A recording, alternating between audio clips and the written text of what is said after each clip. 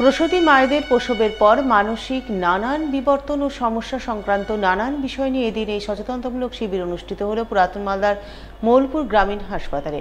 উপস্থিত ছিলেন মৌলপুর গ্রামীণ হাসপাতালের বিএমএইচ ডক্টর জয়দীপ মজুমদার, প্রসূতি রোগ বিশেষজ্ঞ বিশিষ্ট চিকিৎসক সায়ন্তন গুপ্ত, রোটারি ক্লাব অফ মালদা সেন্ট্রালের সভাপতি অ্যাডভোকেট বিপুল দত্ত সহ অন্যান্যরা।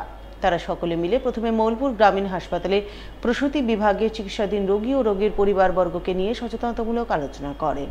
এরপর প্রসূতি রোগী ও তাদের পরিবারবর্গের হাতে হেলথ এবং হাইজিন কিট তুলে দেন এবং সবশেষে সবুজায়ন গড়ে তোলার উদ্দেশ্যে সকলে মিলে বৃক্ষরোপণ কর্মসূচি রূপায়ণ করেন বলে জানা গেছে।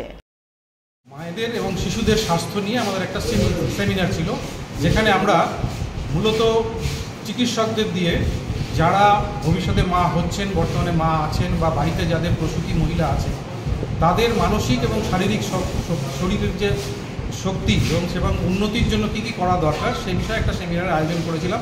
যেভাবে গ্লোবাল ওয়ার্মিং বেড়ে উঠছে, আমাদের পরিবেশ গরম হচ্ছে, তাতে একমাত্র বিকল্প হচ্ছে গাছ। গাছ আমরা যত বেশি লাগাবো, যত বেশি গাছের পরিচর্যা করব, তত আমরা আশা করি আমরা আবার সেই আগের পৃথিবীটাকে, সবুজ নির্মল পৃথিবীকে ফিরে পাবো। সেই উদ্যোগকে সামনে রেখে আমরা আজকে হসপিটাল ক্যাম্পাসে কিছু বৃক্ষরোপণ করছি।